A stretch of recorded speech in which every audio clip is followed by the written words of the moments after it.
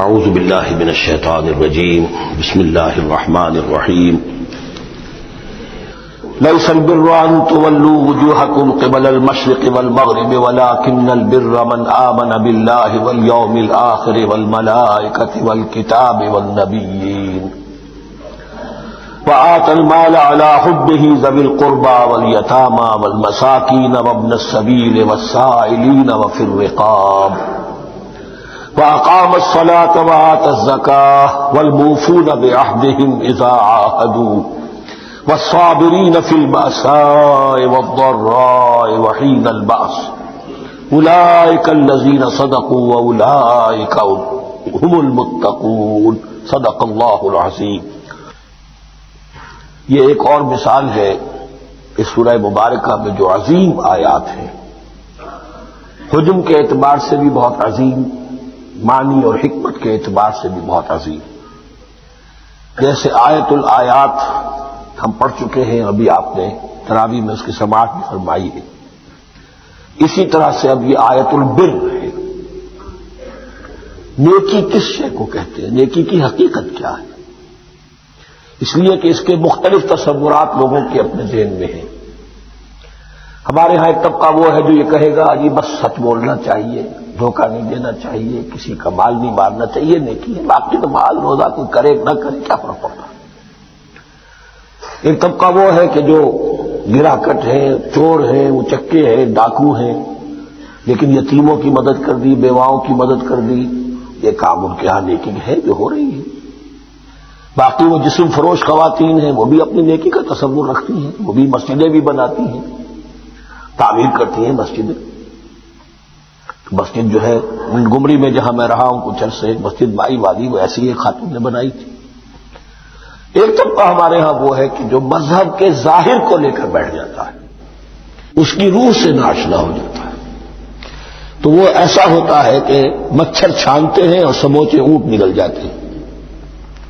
سودی کاروبار تم بھی کرو ہم بھی کریں گے، نہ تم ہمیں چھیڑو نہ ہم تمہیں چھیڑیں گے، ساری بحث ہوگی رفع یدین پر ہے کہ نہیں ہے، اور نماز ہو گئی کہ نہیں ہو گئی، تراویح 8 ہے کہ 20 ہے، ساری بحث اس پر ہوگی۔ تو یہ جو تصورات ہیں نیکی کے پرورٹڈ، کہ جیسے اندھوں نے ایک ہاتھی کو دیکھ کر اندازہ کرنا چاہا وہ کیسا ہے، جس نے اس کے پیر کو ٹٹول لیا، اس نے کہا ستون کے معنی میں، جس کا ہاتھ پڑ گیا اس کے کان پر، اس کا چھاج کی طرح ہے ہاتھی۔ تو مختلف جو ہے اڑائے کچھ ورق لالے نے، کچھ نرگس نے، کچھ گل نے، چمن میں ہر طرف بکھری ہوئی ہے داستاں میری۔ تو نیکی کا یہ تصور جو ہے تقسیم ہو گیا۔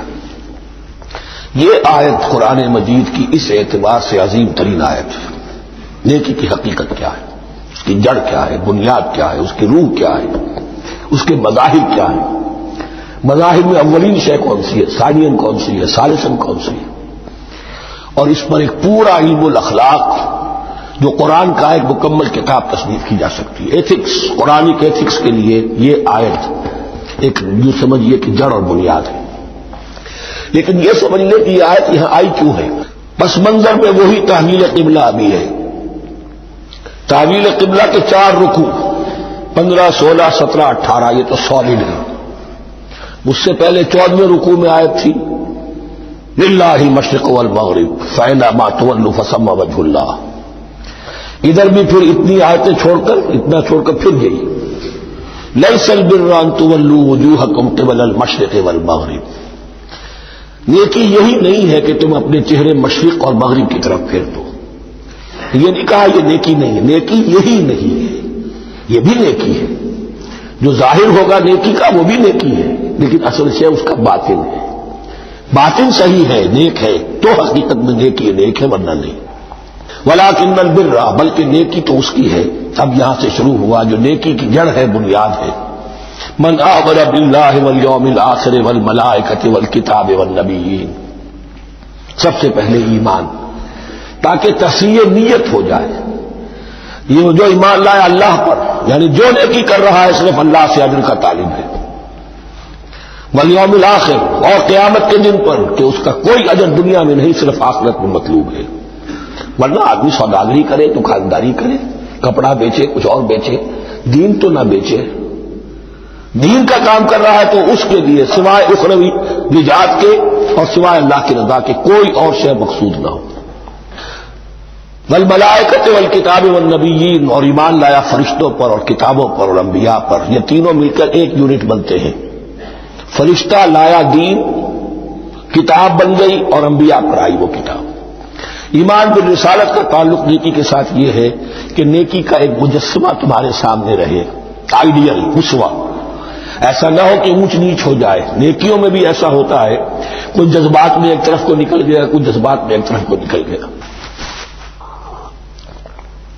اس گمراہی سے بچنے کی ایک شکل ہے کہ ایک مجسمہ مکمل، ایک اسوہ کاملہ سامنے ہو جس میں معتدل ہو تمام چیزیں، اور وہ ہمارے لیے اسوہ کاملہ محمد رسول اللہ کی شخصیت ہے. نیکی کے ظاہر کے لیے ہم انہیں معیار سمجھیں گے. جو شے جتنی ان کی سیرت میں ہے اس سے زیادہ نہ ہو، اس سے کم نہ ہو. کوشش یہ ہو، آئیڈیل یہ ہو کہ بالکل انسان حضور صلی اللہ علیہ وسلم کے اسوہ کاملہ کی پیروی کرے. وَلَٰكِنَّ الْبِرَّ مَنْ آمَنَ بِاللَّهِ وَالْيَوْمِ الْآخِرِ وَالْمَلَائِكَةِ وَالْكِتَابِ وَالنَّبِيِّينَ وَآتَى الْمَالَ عَلَىٰ حُبِّهِ ذَوِي الْقُرْبَىٰ وَالْيَتَامَىٰ وَالْمَسَاكِينَ وَابْنَ السَّبِيلِ، اور دیا اس نے مال یا دے وہ مال اس کی محبت کے علی الرغم، علی حبہ اللہ کی طرف نہیں ہے، علی حب المال، علی الرغم مال محبوب ہے پھر بھی وہ خرچ کر رہا ہے. ذوی القربیٰ قرابت داروں پر، والیتامى یتیموں پر، والمساکین محتاجوں پر، وابن السبیل مسافر پر، والسائلین اور مانگنے والوں پر، وفی الرقاب اور لوگوں کی گردنیں چھڑانے پر. گویا کہ نیکی کے مظہر میں اولین مظہر یہ ہے انسانی ہمدردی. اگر یہ نہیں ہے تو نیکی نہیں ہے. عبادات کے انبار لگے ہوں اور دل میں شقاوت ہو، انسان کو حاجت میں دیکھ کر دل نہ پسیجے، کسی کو تکلیف میں دیکھ کر تجوری کی طرف ہاتھ نہ بڑھے حالانکہ تجوری میں مال موجود ہو، تو وہ دین کی روح سے بالکل خالی ہے. یہ آپ سورہ آل عمران میں پڑھیں گے، لن تنالوا البر حتى تنفقوا مما تحبون، تم نیکی کے مقام کو پہنچ ہی نہیں سکتے جب تک کہ خرچ نہ کرو اس میں سے جو تمہیں پسند ہے. جس سے طبیعت گھبرا گئی، اکتا گئی، کپڑے میں جو بوسیدہ ہو گئے وہ دے دیے، حاتم طائی کی قبر کو لات مار دی، وہ نہیں. جو شے پسند ہے اگر اس میں سے نہیں دیتے تو نیکی کو پہنچ بھی نہیں سکتے، تمہیں ہوا بھی نہیں لگے گی. وَأَقَامَ الصَّلَاةَ وَآتَى الزَّكَاةَ، دیکھیے نماز اور زکات اب آ رہے ہیں. یہ ہے حکمت دین کہ ایک ہے روح دین، وہ ہے ایمان، اور جو اس کے مظاہر ہے مظہر اول انسانی ہمدردی. نمبر 2 ہے پھر نماز اور زکات، اور یہاں زکات کو علیحدہ ذکر کیا ہے اور اس آیت کا حضور نے حوالہ دیا، ان فی المال لحق سوى الزکاۃ. دیکھو کچھ لوگوں نے سمجھا بس ہم نے زکات نکال دی تو حق ادا ہو گیا پورا. بڑی بے وقوفی ہے. مال میں حق ہے زکات کے سوا بھی. اور اب آپ نے یہ آیت پڑھی، دیکھو اس آیت میں کیا ہے. زکات کا تذکرہ بعد میں ہو رہا ہے، وآتى المال على حبه ذوي القربى واليتامى والمساكين وابن السبيل والسائلين وفي الرقاب وأقام الصلاة وآتى الزكاة. اس کی کیا حکمت ہے کہ ایمان کو تر و تازہ رکھنے کے لیے نماز ہے، اقم الصلاة لذکری، اور انسانی ہمدردی میں مال خرچ کرنے کے جذبے کو پروان چڑھانے کے لیے برقرار رکھنے کے لیے زکات ہے. اتنا تو دو نا کم سے کم. بوتل کا منہ تو کھلے، کارک تو نکلے اس کا. اگر بوتل کا کارک نکل جائے گا تو شاید اس میں سے کچھ شربت اور بھی نکل آئے. تو زکات ہے تو کارک کے مانند 2.5% ہے، کیا ہے، لیکن یہ کہ اس سے پھر کچھ اور بھی نکلے گا. جو زکات میں نہیں دیتا اس نے کیا کرنا. والموفون بعہدہم اذا عاہدوا، اور وہ کہ جو اپنے عہد کو پورا کرنے والے ہیں جب کوئی عہد کر لے. سب سے بڑا عہد اللہ سے کیا، لست بربکم قالوا بلی. پھر عہد شریعت کا ہے کہ جو ہم نے کیا اللہ کے ساتھ. پھر آپس میں جو بھی معاہدے ہو جائیں، اور معاملات انسانی سارے کے سارے معاہدات کی شکل میں. شوہر اور بیوی کا معاملہ بھی ایک معاہدہ ہے. Marriage is a social contract. شوہر کی ذمہ داریاں ہیں، اس کے فرائض ہیں، بیوی کی ذمہ داریاں اس کے فرائض ہیں. شوہر کے حقوق ہے، بیوی کے حقوق ہیں. پھر جو بھی امپلائر امپلائی ریلیشن شپ ہے معاہدہ ہے، کانٹریکٹ ہے. جو ہمارا آپ کا پولیٹیکل سسٹم ہے وہ بھی معاہدوں کے اوپر مبنی ہے. بڑے بڑا بزنس جو ہے وہ کانٹیکٹ میں چلتا ہے. تو اگر ایک چیز پیدا ہو جائے کہ جو عہد کر دیا ہے اسے پورا کرنا ہے تو ساری اسٹریم لائننگ ہو جائے گی تمام معاملات کی. والموفون بعہدہم اذا عاہدوا والصابرین فی الباساء والضراء وحین الباس، اور خاص طور پر صبر کرنے والے فقر و فاقہ میں، جنگ کی حالت میں اور تکلیف میں. یعنی ایک نیکی ہے بدھ مت کے بھکشوؤں کی نیکی، ایک نیکی یہ ہے، یہ نیکی باطل کو چیلنج کرتی ہے. یہ نیکی خانقاہوں تک محدود نہیں ہوتی، یہ نیکی صرف انفرادی سطح تک محدود نہیں رہتی. جو نیکی اللہ چاہتا ہے وہ یہ ہے کہ اب باطل کا سر کچلنے کے لیے میدان میں آؤ، اور جب باطل کا سر کچلنے کے لیے میدان میں آؤ گے تو خود بھی تکلیفیں اٹھانی پڑیں گی. صحابہ کرام کو بھی جانیں دینی پڑی ہیں، سینکڑوں صحابہ نے جام شہادت نوش کیا. تو آخری چوٹی کیا ہے؟ گویا کہ سمم بونم جس کو کہتے ہیں ایتھکس کے اندر، کہ اس نظریہ اخلاق میں سب سے اونچی منزل کون سی ہے؟ وہ سمم بونم جو ہے اسلام کا، والصابرین فی الباساء والضراء وحین الباس ولا تقولوا لمن يقتل فی سبیل اللہ اموات بل احیاء ولکن لا تشعرون. وہ آیت یاد کر لیجیے. اولئک الذین صدقوا، یہ ہیں لوگ جو سچے ہیں. دعوت و نیکوکاری کا بہت شوق ہے. یہ ہیں وہ لوگ جو سچے ہیں. وَأُولَٰئِكَ هُمُ الْمُتَّقُونَ، اور یہی حقیقت میں متقی ہیں. تمہارے ذہنوں میں کوئی اور نقشے بیٹھے ہوئے ہیں، کوئی لباس ہے، وضاقتہ ہے، بس یہ بڑا متقی آدمی ہے. تقویٰ اس کا نام ہے. یعنی یہ پوری انسانی شخصیت کا ایک حیولہ ہے، ایک پوری انسانیت کا ایک فرد کا نقشہ کھینچ دیا گیا کیریکٹر کا، اس کے اندر روح ایمان اور خارج میں اس ترتیب کے ساتھ دین کی یہ تقاضے اور نیکی کے یہ مظاہر موجود ہیں. اللہم ربنا اجعلنا منہم، اللہم ربنا اجعلنا منہم. اب اس کے بعد کچھ وہی جو معاملات انسانی ہیں اس پر اب بحث، جیسا کہ میں نے کہا تھا کہ ایک لڑی ہے شریعت کی معاملات کی. یہ تو بڑے بڑے پھول جو تھے آیت الآیات اور آیت البر. یا ایھا الذین آمنوا کتب علیکم القصاص فی القتلی، اہل ایمان تم پر لازم کر دیا گیا ہے مقتولوں کا بدلہ لینا. قتلہ قتیل کی جمع بھی ہے، اور مقتول سے یہ مصدر بھی ہو سکتا ہے کہ تمہارے لیے، یعنی اس معاملے میں سہل انگاری صحیح نہیں ہے. انسانی تمدن کی جڑ کٹتی ہے جب کسی معاشرے کے اندر انسان کا خون بہانا عام ہو جائے، تمدن جس کی جڑ کٹ جائے. تو قصاص تم پر واجب ہے. یا ایھا الذین آمنوا کتب علیکم القصاص فی القتلی الحر بالحر والعبد بالعبد والانثى بالانثى. ایک آزاد کی جگہ آزاد ہی قتل کیا جائے گا. آزاد نے قتل کیا ہے تو ظاہر بات ہے وہ آزاد ہی اس کی جگہ قتل ہوگا. یہ نہیں وہ کہے میرا غلام لے جاؤ، میرے دو غلام لے لو، نہیں. والعبد بالعبد، اور عبد کی جگہ عبد ہی ہوگا. جس نے قتل کیا وہی قتل کیا جائے گا. والانثى بالانثى، اور اگر قتل کرنے والی عورت ہے تو وہ عورت ہی قتل ہوگی.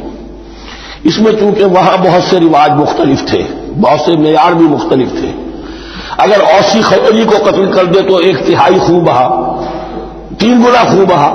خیرجی اوسی کو قتل کرے تو 1/3 خون بہا. یہ ان کا قانون تھا. اسی طرح یہ کہ آزاد میں اور غلام میں فرق تھا. لیکن ہماری شریعت میں اگرچہ یہ طویل بڑا مضمون ہے اور اس میں کافی فقہا کے اقوال ہیں مختلف، لیکن امام ابو حنیفہ رحمۃ اللہ علیہ کا قول یہی ہے کہ تمام مسلمان آپس میں کفو ہیں، برابر ہیں. لہذا یہاں کوئی فرق نہیں کیا جائے گا قتل کے مقدمات میں.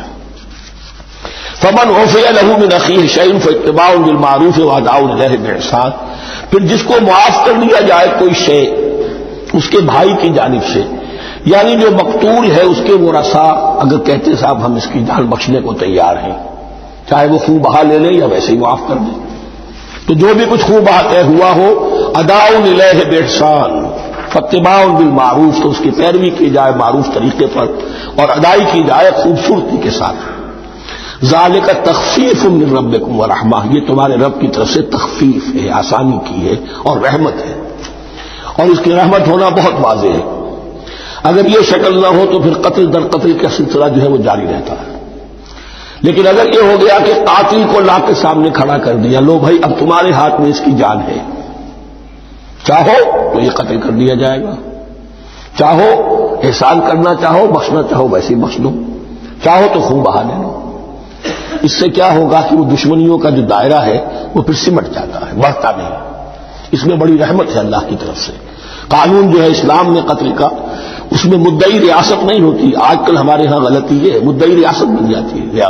یہ مدعی ہوتا ہے یہاں پر جو بھی مقتول کے وہ رسا ہے، اور کسی کو صدر کو کیا صدر کے باپ کو بھی اختیار نہیں ہے کہ کسی قاتل کو معاف کر دے. قاتل کو معاف کرنے کا جو اختیار ہے وہ صرف مقتول کے وہ رسا کو ہے، کوئی صدر نہیں کر سکتا. ہمارے دستور میں ہے، پوری شرح پوری شک موجود ہے. فمن اعتدى بعد ذلك فله عذاب علیم، اور جو اس کے بعد بھی حد سے تجاوز کرے گا تو اس کے لیے دردناک اور بہت بڑا عذاب ہوگا. وَلَكُمْ فِي الْقِصَاصِ حَيَاةٌ يَا أُولِي الْأَلْبَابِ لَعَلَّكُمْ تَتَّقُونَ، اور اے ہوش مندو قصاص میں زندگی ہے تمہارے لیے. ایک روحانی تصور ہے معاف کر دینا اچھا ہے. اسلام بھی کہتا ہے ان تعفوا وتصفحوا وتغفروا فإن اللہ غفور رحیم. لیکن قتل کے مقدمات میں سے لنگاری جو ہے وہ اچھی نہیں ہے. پیروی شدت کے ساتھ ہونی چاہیے تاکہ اس سے آگے قتل کا سلسلہ بند ہو. وَلَكُمْ فِي الْقِصَاصِ حَيَاةٌ يَا أُولِي الْأَلْبَابِ لَعَلَّكُمْ تَتَّقُونَ، تاکہ تم بچ سکو. اب کوتبہ علیکم دوبارہ آ گیا. یہ کوتبہ کے لفظ کو سمجھ لیجئے، جہاں بھی کوئی شے فرض کی جائے گی، لازم کی جائے گی، وہ کوتبہ ہے. اسی لیے شریعت کے لیے قرآن مجید میں جو لفظ ہے الکتاب، الکتاب اس معنی میں کہ اس میں شریعت خداوندی پوری کی پوری موجود ہے. کوتبہ كتب عليكم اذا حضر احدكم الموت ان ترك خيرا الوصية للوالدين والاقربين بالمعروف، تم پر واجب کر دیا گیا، فرض کر دیا گیا جب تم میں سے کسی کی موت کا وقت آ جائے، اگر وہ کوئی خیر مال چھوڑ رہا ہو، دولت چھوڑ رہا ہو، تو اس کے لیے فرض کر دیا گیا وصیت کرنا اپنے والدین کے حق میں اور رشتہ داروں کے حق میں انصاف کے ساتھ. ابھی چونکہ قانون وراثت نازل نہیں ہوا تھا، یہ ابتدائی قدم اٹھایا گیا. وہاں ہوتا یہ تھا جو آج بھی ہندوؤں میں ہوتا ہے، جو مر گیا اس کی ساری جائیداد کا مالک جو ہے بڑا بیٹا ہو، چھوٹے بیٹے بھی نہیں، نہ بیٹیاں نہ بیوی، کچھ نہیں. تو سارا کا سارا مال جو ہڑپ کر جاتے تھے، کسی کو کچھ نہیں. یہاں یہ کہ اب پہلا ابتدائی حکم دیا گیا، لیکن یہ آیت منسوخ ہو جائے گی سورہ نساء میں جب پورا قانون وراثت آ گیا، تو اب یہ آیت منسوخ شمار ہوتی ہے. ناسخ وہ قانون وراثت ہے جو سورہ نساء کے دوسرے رکوع میں آئے گا. البتہ اس کے ایک حصے کو حضور نے باقی رکھا ہے، وہ گویا کہ سنت نے اس کے ایک جز کو برقرار رکھا ہے، اور وہ جز یہ ہے کہ مرنے والا 1/3 اپنے مال کے لیے وصیت کر سکتا ہے کسی کے لیے، 1/3 سے زیادہ نہیں. اور وارث کے لیے وصیت نہیں ہوگی، جس کی وراثت میں حق مقرر ہو چکا ہے اس کے لیے وصیت نہیں ہوگی. وہ غیر وارث کے لیے وصیت ہوگی، کسی دینی ادارے کو دینا چاہے، کسی اور کو دینا چاہے، یتیم کو، بیوہ کو، یتیم خانے کو، ٹھیک ہے. 1/3، 2/3 میں قانون وراثت کی تنفیذ ہوگی لازم. تو اس آیت کا صرف اتنا حصہ باقی رکھا ہے حضور نے صلی اللہ علیہ وسلم. حقاً علی المتقین، یہ اللہ کا تقوی رکھنے والوں پر حق ہے، واجب ہے کہ وہ وصیت کرے کہ ہمارے والدین کو یہ مل جائے، فلاں رشتہ دار کو یہ مل جائے، باقی جو ہے جو بھی وہ رسائیں لے جائیں. فمن بدلہ بعد ما سمعہ، تو جس نے بدل دیا اس وصیت کو اس کے بعد کہ اسے سنا تھا، فإنما اسمہ علی الذین یبدلونہ، تو اس کا بوجھ، اس کا گناہ انہی پر آئے گا جو تبدیل کرتے ہیں. جو وصیت کرنے والا تھا وہ بری ہے، اس نے صحیح وصیت کی تھی. جس نے بعد میں اس وصیت میں تحریف کی، تبدیلی کی، اس کا وبال، اس کا بوجھ انہی پر آئے گا.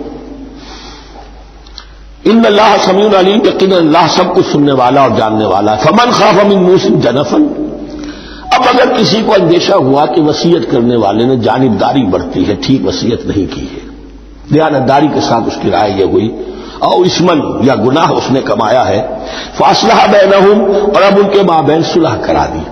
وہ رسا کو جمع کیا کہ بھائی وراثت تو یہ تھی، ان کی وصیت تھی، لیکن دیکھو اس میں یہ زیادتی والی بات ہے، اگر تم مطمئن ہو جاؤ، متفق ہو جاؤ تو اس میں اتنی تبدیلی کر دی جائے ان کے اتفاق سے. فلا اثم علیہ، تو اس میں کوئی گناہ نہیں ہے. یعنی ایسی نہیں ہے یہ بات کہ اس کو وہ سینکشن اور سینکٹیٹی حاصل ہو گئی ہے، تقدس، کہ اب اس میں کوئی تبدیلی نہیں ہو سکتی. باہمی مشورے سے اور اچھے جذبے سے، اصلاح کے جذبے سے وصیت میں تغیر ہو سکتا ہے. ان اللہ غفور الرحیم، یقیناً اللہ تعالی بخشنے والا ہے، رحم فرمانے والا. اب لڑی آ گئی دوسری عبادت والی، عبادت میں صوم۔ جہاں تک نماز کا ذکر ہے تو وہ تو مکی صورتوں میں اس کا بے تحاشا مرتبہ ذکر موجود ہے، لیکن یہاں جو ہے معاملہ صوم، اس سے پہلے مکی دور میں صوم کا کہیں کوئی تذکرہ ہی نہیں، نہ عربوں میں اس کا رواج تھا۔ یہ لفظ بھی عربی زبان میں تھا گھوڑوں کے لیے، گھوڑے روزہ رکھتے تھے، رکھتے کیا تھے بیچارے، انہیں رکھوایا جاتا تھا، کیونکہ عربوں کا جو معاملہ تھا وہ لوٹ مار، غارت گری، اور اس کے لیے انہیں چاہیے تیز رفتار سواری، جاؤ حملہ کرو، لوٹو مارو اور بھاگو۔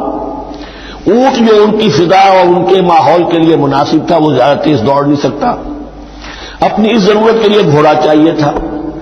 گھوڑے میں عرب کا سخت موسم برداشت کرنے کی عادت نہیں، نازک جانور ہے، وہ پیاسا تو نہیں رہ سکتا 7 دن تک جیسے کہ اونٹ رہ سکتا ہے، بھوکا نہیں رہ سکتا، وہ لو کے تھپیڑے نہیں برداشت کر سکتا، لہذا عرب اس کو رکھواتے تھے روزہ۔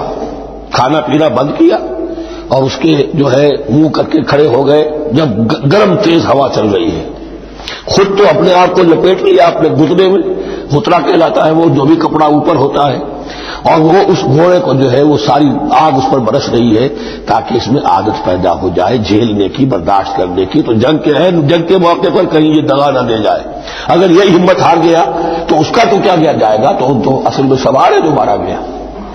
یہ روزہ ان کے ہاتھ تھا، لیکن جب حضور آئے مدینے میں تو یہاں یہود میں روزے کا رواج تھا۔ وہ ایک تو عاشورہ کا روزہ رکھتے تھے، اس لیے کہ وہ تاریخ تھی جس میں کہ نجات ملی تھی بنی اسرائیل کو فرعونیوں سے، تو اس طریقے سے حضور نے پھر ابتداءً ہر مہینے میں 3 روزے رکھنے کا حکم دیا۔ یہ ہے ابتدائی حکم جو حضور نے دیا، قرآن میں ابھی نہیں آیا تھا۔ جیسے تحویل قبلہ کے معاملے میں بھی قرآن نے کہا کہ ہم نے تمہیں اس قبلے پر رکھا تھا، لیکن اس کا کوئی حکم جو ہے قرآن میں جلی نہیں ہے۔ یہ ہو سکتا ہے کہ وہ حکم بھی حضور کو اللہ ہی نے دیا ہو، وحی خفی کے ذریعے سے۔ پہلے یہ کہ ہر مہینے میں 3 روزے۔ اب ظاہر بات ہے کہ مہینے جو ہے تو سخت گرم بھی ہو سکتے ہیں، اب اگر 30 کے 30 روزے ایک ہی مہینے میں فرض کر دیے گئے ہوتے اور وہ ہوتے جون جولائی کے تو جان نکل جاتی۔ بہترین تدبیر یہ کی گئی ہر مہینے میں، اور یہ موسم سارے آ رہے ہیں اس میں۔ پھر کچھ عرصے کے بعد یہ رمضان کا روزہ فرض کیا گیا۔ پہلا جو روزہ تھا 3 دن کا، اس میں یہ بھی تھی اجازت کہ جو اگر جب مسافر نہیں ہے، بیمار بھی نہیں ہے، طاقت رکھتا ہے روزہ رکھنے کی، پھر بھی روزہ نہ رکھے تو اس کا فدیہ یہ ہے کہ 1 مسکین کو کھانا کھلائے۔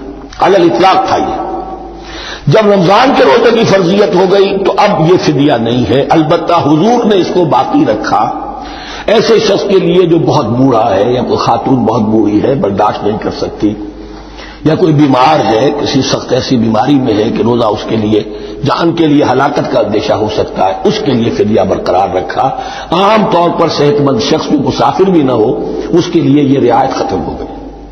یہ ہے ان آیات کی تعبیر جس پر میں پہنچا ہوں، اور بہت پہلے پہنچ گیا تھا، لیکن اکثر مفسرین نے یہ بات نہیں لکھی ہے تو میں جھجکتا رہا، لیکن بعد میں مجھے معلوم ہوا کہ مولانا انور شاہ کاشمیری رحمۃ اللہ علیہ کی رائے یہی ہے، تو مجھے اعتماد ہو گیا۔ اور پھر مجھے اس کا ذکر جو ہے یہ تفسیر کبیر میں امام راضی کے ہاں بھی مل گیا کہ متقدمین کے ہاں یہ رائے موجود تھی کہ پہلی 2 آیتیں جو ہیں اس روزے سے متعلق، یہ رمضان کے روزے سے متعلق نہیں ہیں، بلکہ وہ 3 ہر مہینے کی 13، 14 اور 15 ایام 20 کے روزے حضور نے بعد بھی رکھے ہیں نفلاً، لیکن شروع میں یہ 3 روزے رکھنے کا حکم دیا گیا تھا۔ پہلی 2 آیتیں اس 6 آیتوں پر مشتمل ہے رکوع، اور یہ ایک عجیب مقام ہے۔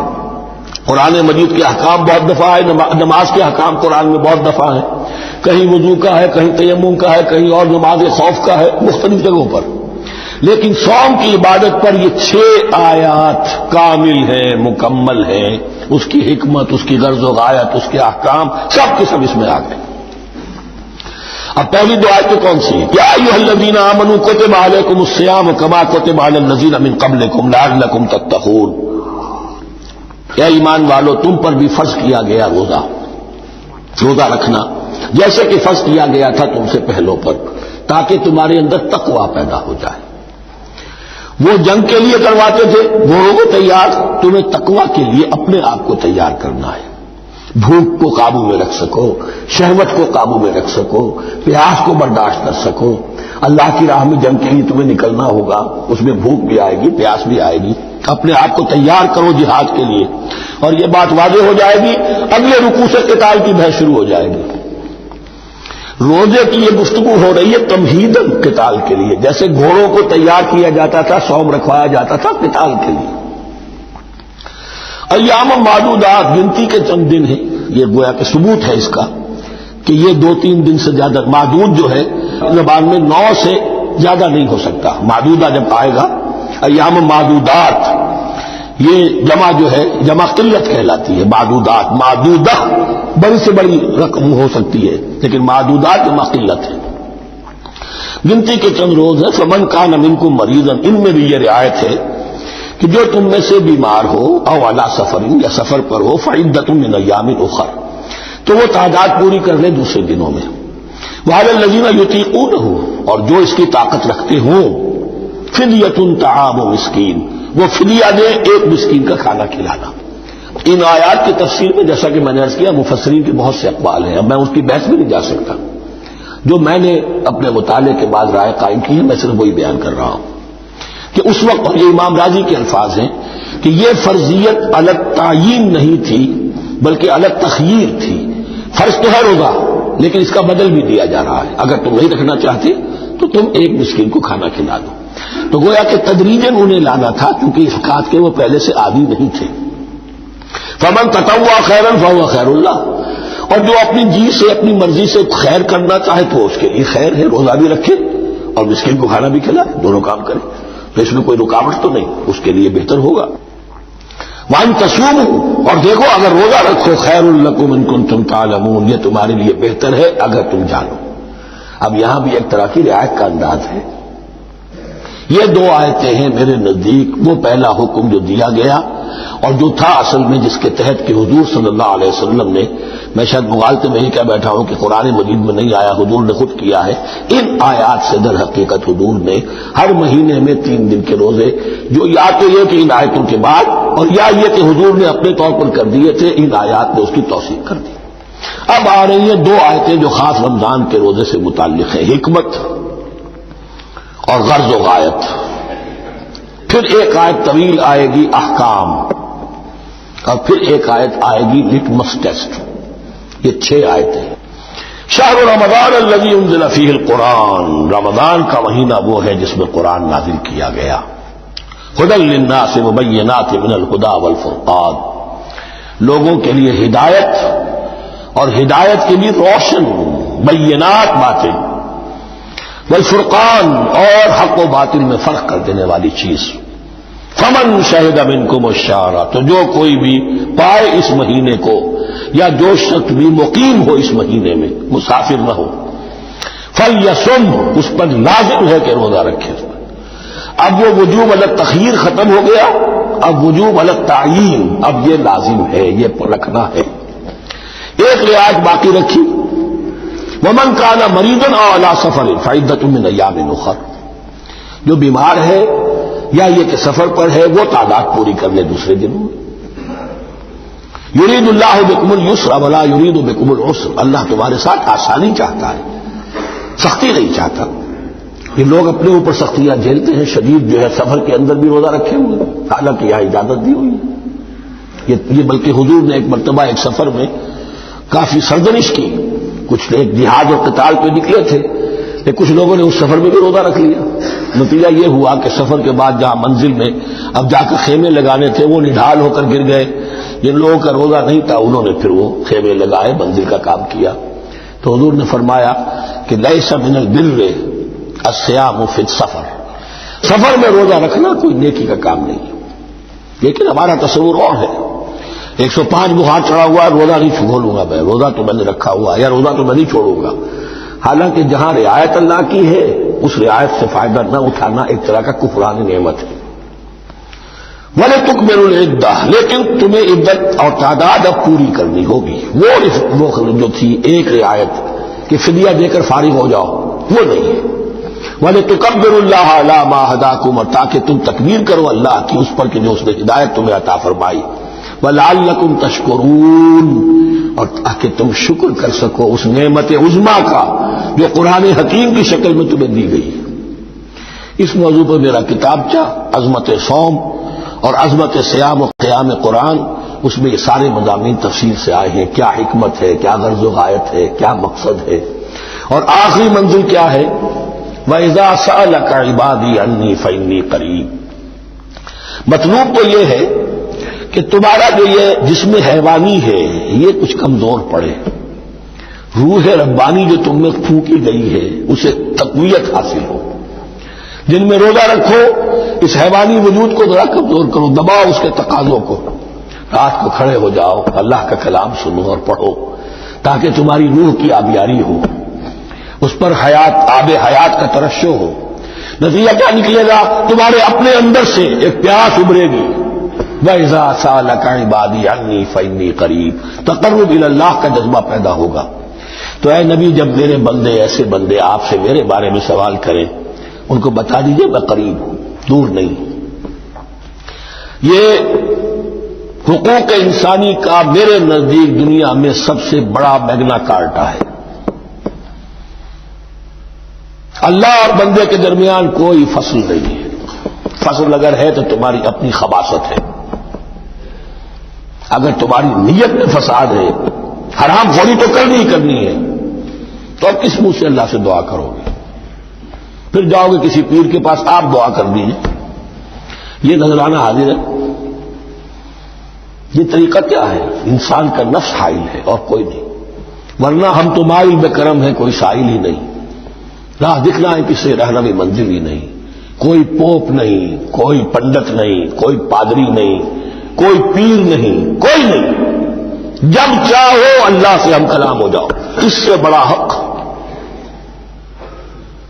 کیوں خالق و مخلوق میں حائل رہے پردے؟ پیرانے کلیسا کو کلیسا سے اٹھا دو. میرا ہر بندہ جب چاہے جہاں چاہے مجھ سے ہم کلام ہو جائے. ہاں شرط ہے اس کی، وہ شرط آگے آ رہی ہے.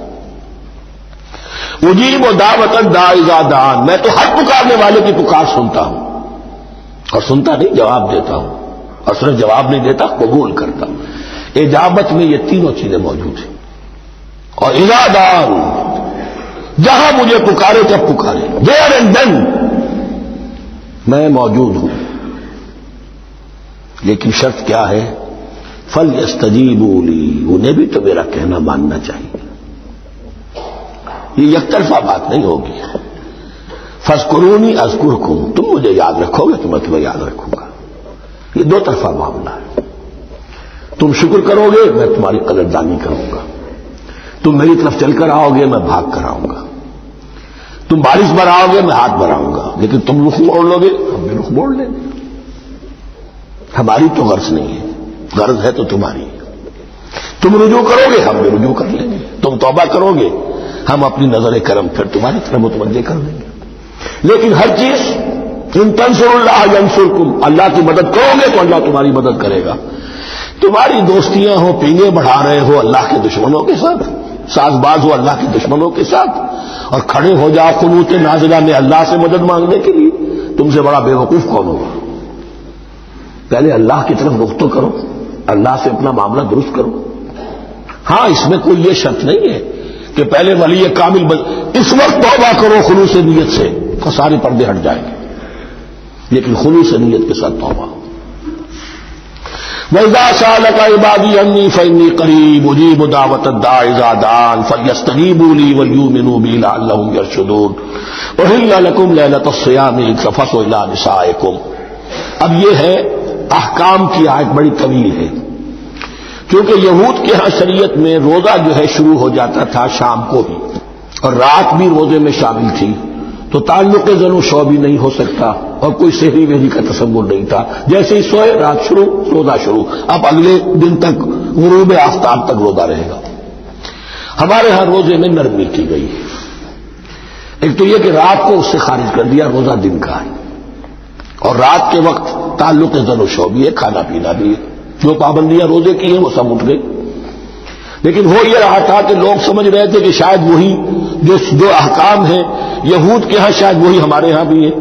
اس لیے وہ ایسا بھی ہوتا تھا اپنے جذبات میں بیویوں سے مقاربت کرتے تھے، لیکن دل میں سمجھتے تھے کہ ہم نے غلط کام کیا ہے. یہاں اب ان کو اطمینان دلایا جا رہا کہ نہیں، احل لکم لیلۃ الصیام الرفث الی نسائکم، حلال کر دیا گیا ہے تمہارے لیے روزے کی راتوں میں اپنی بیویوں کے پاس جانا.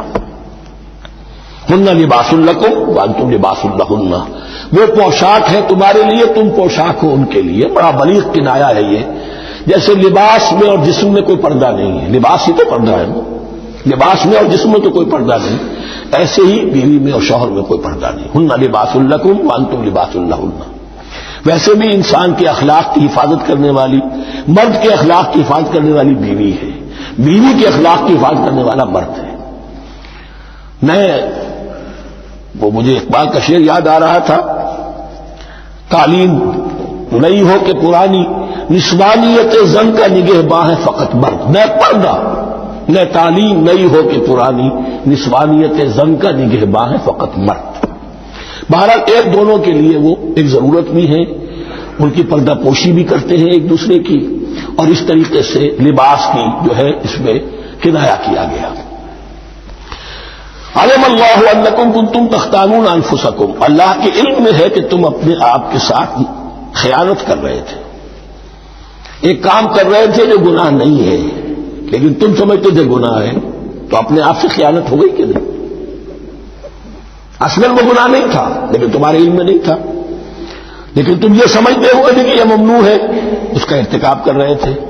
علم اللہ انکم کنتم تختانون انفسکم فتاب علیکم، تو اللہ نے تم پر نظر رحمت فرمائی، وعفا عنکم، اور بخش دیا، معاف کر دیا. جو بھی خطائیں ہو گئی ہیں وہ سب کے سب معاف سمجھو.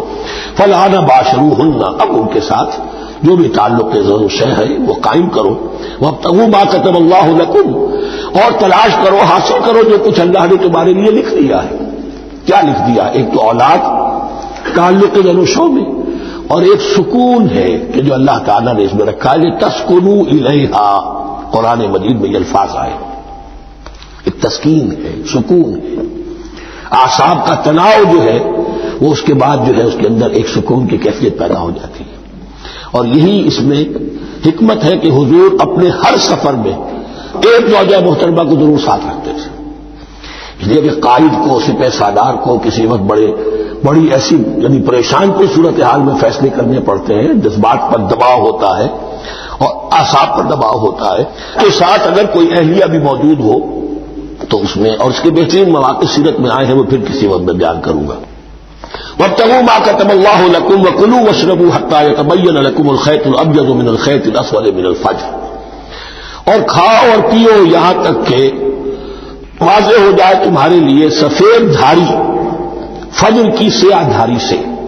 یعنی یہ پاؤ پھٹنے کے لیے استعارہ ہے کہ جب سفیدہ نمایاں ہوتا ہے ایک لکیر کی طرح، پاؤ پھٹ گئی، اس وقت تک کھانے پینے کی چھوٹ ہے، سحری جو ہے آپ کر سکتے ہیں، بلکہ کلوا واشربوا، کھاؤ اور پیو. اور اس کی حدیث میں تاکید آئی ہے، اور یہ بھی فرمایا ہمارے اور یہود کے روزے کے مابین سحری جو ہے وہ فرق ہے. تسحروا فإن فی السحور برکہ، سحری ضرور کیا کرو اس لیے کہ سحری میں برکت ہے. ثم اتموا الصیام الی اللیل، پھر رات تک روزے کو پورا کرو. اب رات تک میں اکثر فقہا کے نزدیک غروب آفتاب مراد ہے.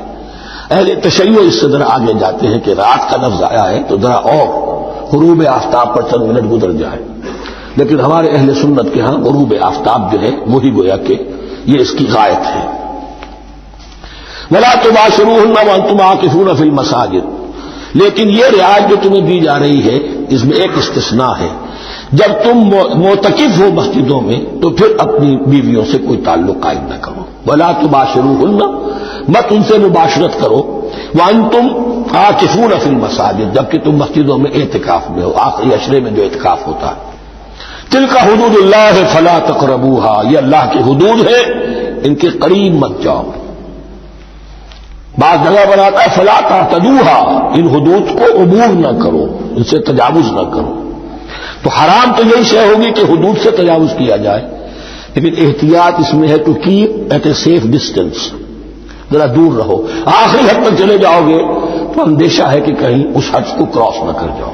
فلا تقربوها، اللہ کے حدود سے ذرا ایک سیف ڈسٹینس کے اوپر رہنا ضروری ہے. کذالک یبین اللہ آیاتہ للناس، اسی طرح اللہ تعالیٰ واضح کرتا ہے اپنی نشانیاں لوگوں کے لیے، لعلہم یتقون، تاکہ وہ تقوی کی روش اختیار کر سکے، بچ سکے۔ اب وہ لٹمس ٹیسٹ والی آیت آ گئی، تقوی کا ٹیسٹ کیا ہے؟ روزہ اس لیے فرض کیا کہ تقوی پیدا ہو جائے، یہ سارے احکام تمہیں دیے جا رہے ہیں تاکہ تمہیں تقوی پیدا ہو جائے۔ ٹیسٹ کیا ہے؟ تقوی کا لٹمس ٹیسٹ عقل حلال، یہ نہیں ہے کوئی نیکی نہیں۔ وَلَا تَأْكُلُوا أَمْوَالَكُمْ بَيْنَكُمْ بِالْبَاطِلِ، اپنے مال آپس میں باطل طریقوں سے ہڑپ نہ کرو۔ فَتُدْلُوا بِهَا إِلَى الْحُكَّامِ، اور اپنے مال کو ذریعہ نہ بناؤ حکام تک پہنچنے کا، لِتَأْكُلُوا فَرِيقًا مِنْ أَمْوَالِ النَّاسِ بِالْإِثْمِ، تاکہ تم لوگوں کے مال کو ہڑپ کر سکو گناہ کے ساتھ، وَأَنْتُمْ تَعْلَمُونَ، اور تم اس کو جانتے بوجھتے کر رہے ہو۔ جو شخص اس معیار سے تو اس سے بعد آ گیا وہ ہے متقی۔ یہ لسمت ٹیسٹ ہے، ورنہ نمازوں کی تعداد، روزوں کی تعداد اور حرام کھانا تو تقویٰ نہیں۔ یہ میں حیران ہوتا ہوں کہ اب اس پر کبھی غور نہیں کیا ہے لوگوں نے کہ یہ آیت کہاں سے آ گئی درمیان میں۔ روزے کے احکام اور اس کے بعد قتال کے احکام بھی شروع ہوں گے، حج کے احکام شروع ہوں گے، یہ بیچ میں آیت۔ واقعہ یہ ہے کہ جیسے روزے کی حکمت کا نقطہ عروج کیا ہے، وَإِذَا سَأَلَكَ عِبَادِي عَنِّي فَإِنِّي قَرِيبٌ، روح انسانی میں ایک طلب پیدا ہو جائے تقرب اللہ کی۔ اسی طرح احکام صوم میں جو کلائمیکس ہے وہ یہ ہے، وَلَا تَأْكُلُوا أَمْوَالَكُمْ بَيْنَكُمْ بِالْبَاطِلِ وَتُدْلُوا بِهَا إِلَى الْحُكَّامِ لِتَأْكُلُوا فَرِيقًا مِنْ أَمْوَالِ النَّاسِ بِالْإِثْمِ وَأَنْتُمْ تَعْلَمُونَ۔ يَسْأَلُونَكَ عَنِ الْأَهِلَّةِ، اے نبی آپ سے پوچھ رہے ہیں چاند کی گھٹتی بڑھتی صورتوں کے بارے میں۔ قُلْ هِيَ مَوَاقِيتُ لِلنَّاسِ وَالْحَجِّ، کہہ دیجئے یہ لوگوں کے لیے ایک اوقات کا تعین ہے، کیلنڈر ہے، اور حج کے لیے۔ اب جب آپ کو معلوم ہے کہ یہ اللہ تعالیٰ نے کیلنڈر لٹکا دیا ہے، معلوم ہو گیا یہ چاند پہلی تاریخ ہو گئی، کچھ دنوں کے بعد آپ نے دیکھا معلوم ہوتا ہے کہ اب ایک ہفتہ گزر گیا ہے، آدھا چاند ہو گیا ہے، 2 ہفتے ہو گئے، پورا چاند ہو گیا ہے، پھر نے گھٹنا شروع کیا۔ تو یہ گویا کہ لوگوں کے لیے اوقات کار کی تعین کے لیے، اور خاص طور پر سب سے اہم شے حج۔ اور یہ نوٹ کیجئے، صوم کے بعد حج، اور حج کے ساتھ قتال۔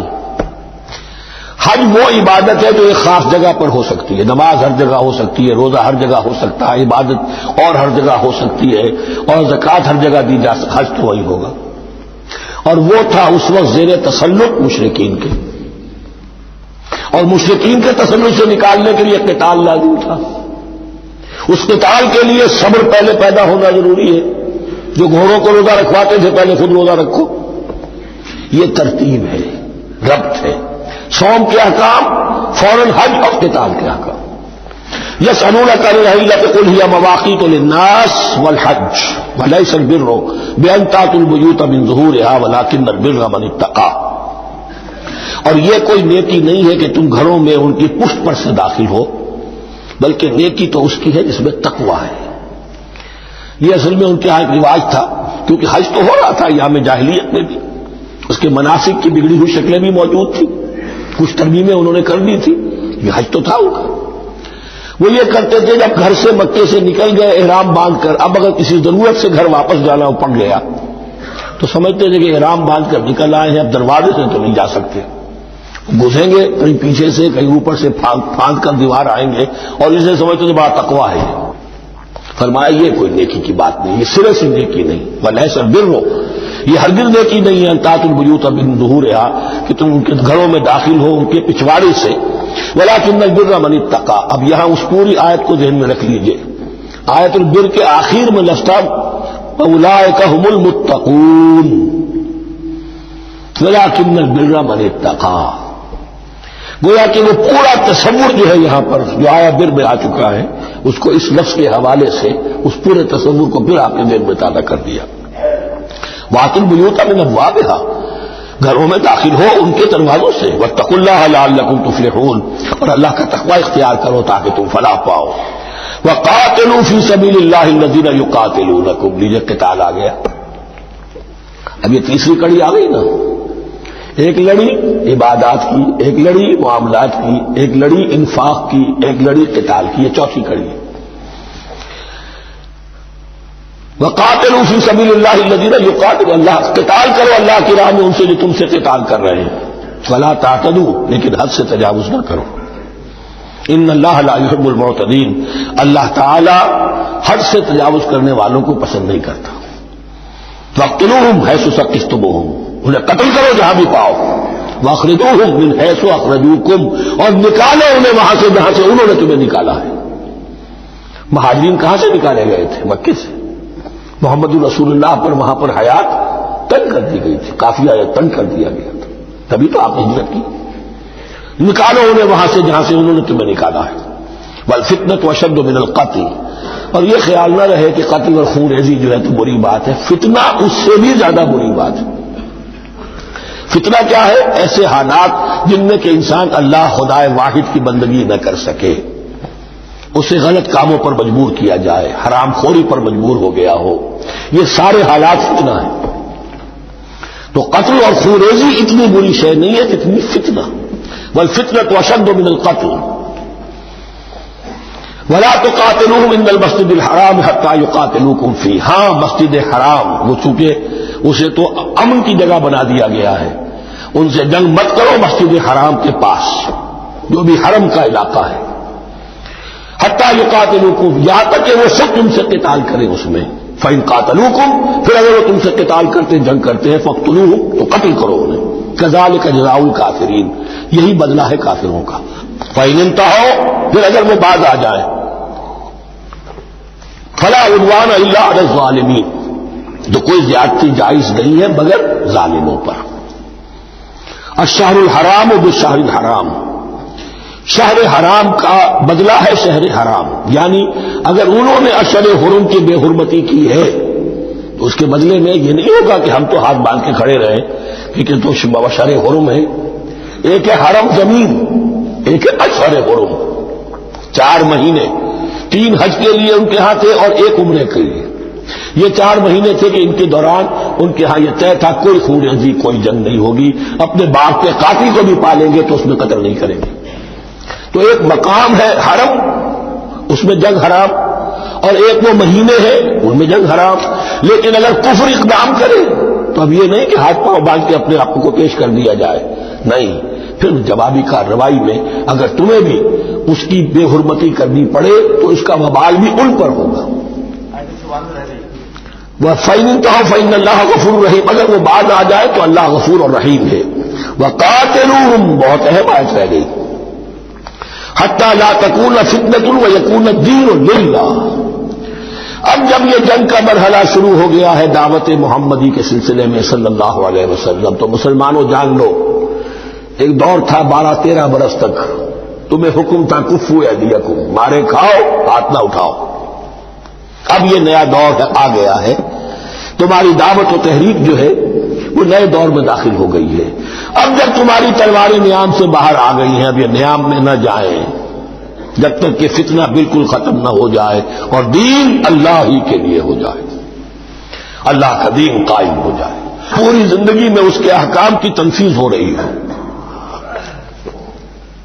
یہ آج دوبارہ آئے گی اور زیادہ نکھری ہوئی شان کے ساتھ سورہ انفال میں. وَقَاتِلُوهُمْ حَتَّى لَا تَكُونَ فِتْنَةٌ وَيَكُونَ الدِّينُ كُلُّهُ لِلَّهِ.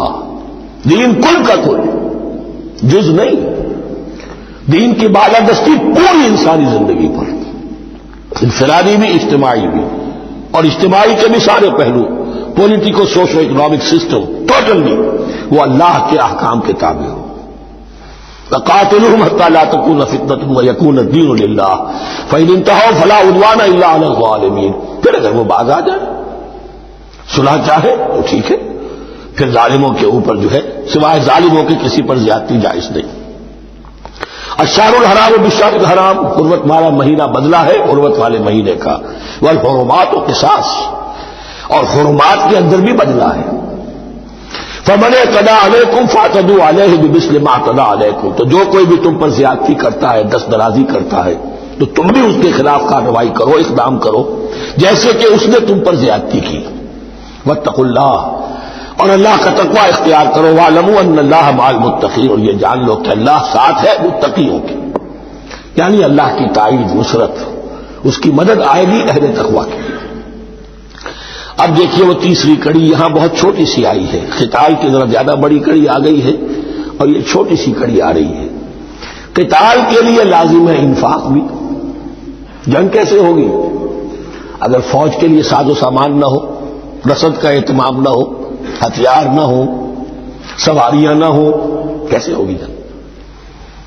وَأَنفِقُوا فِي سَبِيلِ اللَّهِ وَلَا تُلْقُوا بِأَيْدِيكُمْ إِلَى التَّهْلُكَةِ، خرچ کرو اللہ کی راہ میں اور مت ڈالو اپنے آپ کو اپنے ہاتھوں ہلاکت میں۔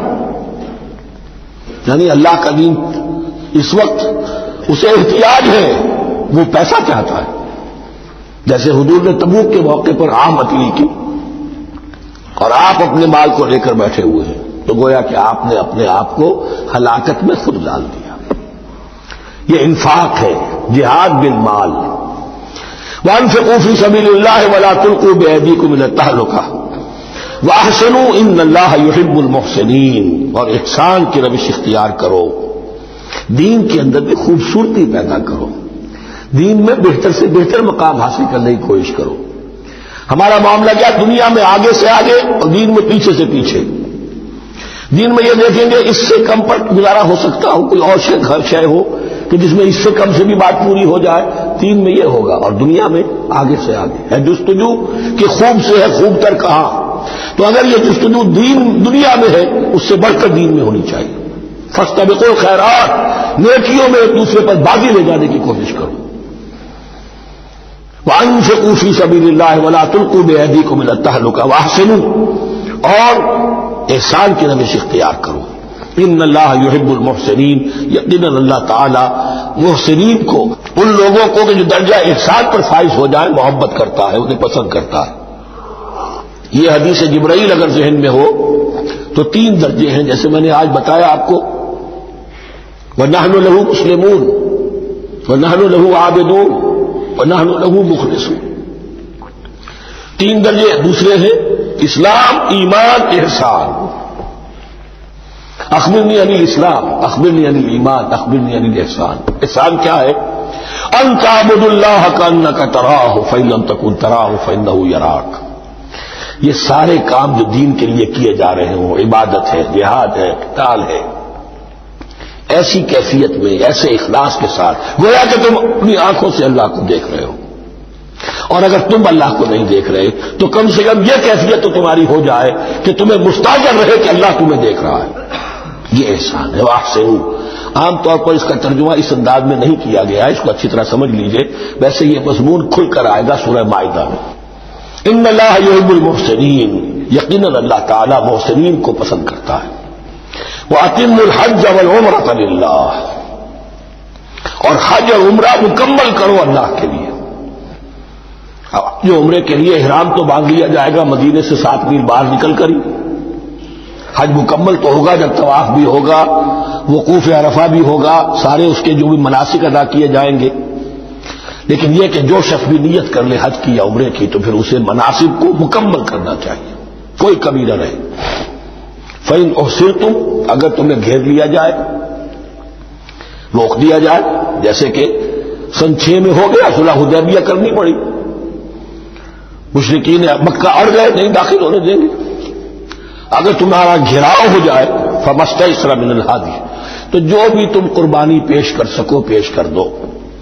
یہ دم احصار کہلاتا ہے کہ چونکہ اب ہم آگے نہیں جا سکتے، یہی ہمیں احرام کھولنا پڑ رہا ہے، تو دم احصار، یہ خون، یہ جو جانور اللہ کے نام پر ہم دے رہے ہیں، اس کی ایک طرح کا کفارہ ہے۔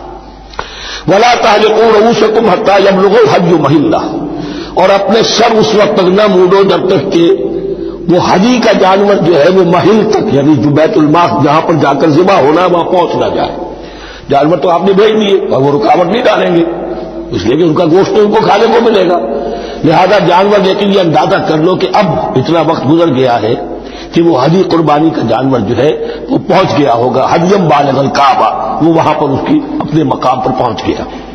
فمن کان منکم مریضا او بہ اذى من راسہ، تو جو کوئی بھی تم میں سے ہو بیمار یا اس کے سر میں کوئی تکلیف ہو، کوئی زخم ہو، اور اس کی وجہ سے یہ ہے کہ وہ حجامت کرانی ضروری ہو جائے، بال کاٹنے ضروری ہو جائے، ففدیۃ من صیام او صدقۃ او نسک، تو پھر فدیہ دینا پڑے گا. اگر اس حجی کے جانور کے کعبے تک پہنچنے سے پہلے تمہیں اپنے بال کاٹنے پڑے، حجامت کرانی پڑی، تو فدیہ ہوگا.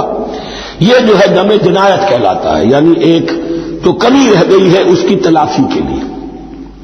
وہ صیام بھی ہے، روزے 3 دن کے، اور صدقۃ او نسک، یا پھر یہ ہے کہ کوئی قربانی ہے، ایک جانور قربان کیا جائے، دم جنایت اس کو کہتے ہیں، یا صدقہ کیا جائے، 6 افراد کو کھانا کھلایا جائے. فَإِذَا أَمِنْتُمْ، پھر جب تمہیں امن حاصل ہو اور تم سیدھے جا سکتے ہو، بیت اللہ پہنچ سکتے ہو، فَمَنْ تَمَتَّعَ بِالْعُمْرَةِ إِلَى الْحَجِّ فَمَا اسْتَيْسَرَ مِنَ الْحَجِّ، تو جو کوئی بھی فائدہ اٹھائے عمرے سے حج سے قبل، فَمَا اسْتَيْسَرَ مِنَ الْحَجِّ، تو وہ ایک اور قربانی پیش کرے جو بھی اسے میسر ہو. اب یہ سمجھ لیجئے کہ حضور کی بعثت سے پہلے عرب میں رواج یہ تھا کہ ایک سفر میں حج بھی کرنا، عمرہ بھی کرنا ان کے نزدیک حرام تھا. یہ توہین تھی کعبے کی. حج کے لیے 3 مہینے، شوال، ذوالقعدہ، ذوالحج، اور رجب کا مہینہ ان کے ہاں طے تھا عمرے کے لیے. عمرے کے لیے علیحدہ سفر کرو، اس کے لیے علیحدہ سفر کرو.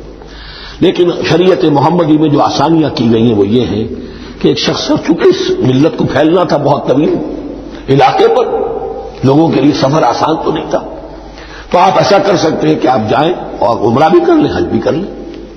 ایک شکل یہ ہے کہ عمرہ کیا، احرام کھول دیا، اور پھر حج کا وقت آیا 8ویں ذی الحجہ کو، تو پھر احرام باندھے، وہ حج کا احرام ہو گیا. اسے کہتے ہیں تمتع.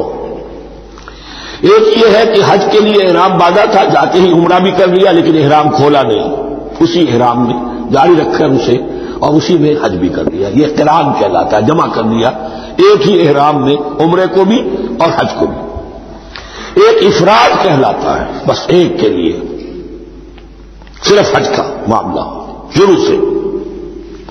تو یہاں تمتع کی جو ہمیں اجازت دی گئی ہے اس کے لیے جسے دم شکر کہتے ہیں حضرت امام ابو حنیفہ، یہ شکرانہ ہے کہ ہم ایک قربانی دیں. لیکن امام شافعی کے نزدیک یہ بھی دم جنایت ہے، یہ بھی جبر ہے. چنانچہ امام ابو حنیفہ کے نزدیک یہ قربانی جو دی جاتی ہے اس کا گوشت قربانی دینے والا بھی کھا سکتا ہے 1/3 کے درجے پر، لیکن امام شافعی کے نزدیک نہیں ہے. یہ ایک صدقے کے اور اس کے دم جنایت کے قریب کی شے ہے، اس کا گوشت جو ہے قربانی دینے والا خود نہیں کھا سکتا. فمن لم یجد، اگر کسی کے پاس نہیں ہے یہ ہدیہ پیش کرنے کو، فصیام ثلاثۃ ایام فی الحج، تو اب اس پر لازم ہے کہ حج میں 3 روزے رکھے، 7ویں، 8ویں اور 9ویں ذی الحجہ کو روزہ رکھے غیر ایام حج میں. 10ویں کا روزہ نہیں ہو سکتا، وہ عید کا دن ہے، یوم النحر ہے. وسبعۃ اذا رجعتم، اور 7 روزے رکھو جبکہ تم واپس چلے جاؤ اپنے گھروں میں جا کر 7 روزے رکھو. تلک عشرۃ کاملہ، یہ 10 روزے ہوں گے مکمل.